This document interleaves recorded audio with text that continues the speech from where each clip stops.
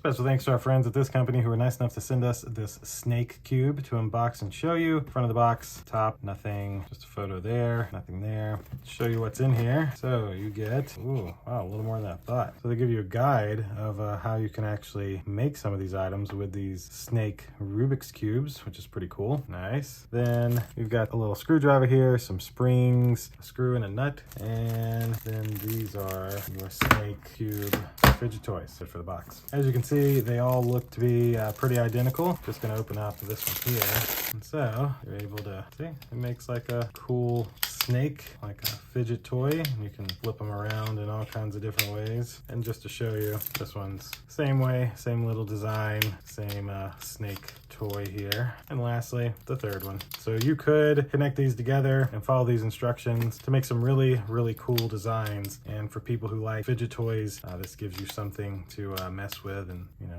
fidget with. That should essentially do it for the snake cube. Thanks again to this company who was nice enough to send this to me to unbox and show you. Thank you all for watching this unboxing, and we'll see you in the next one. Deuces.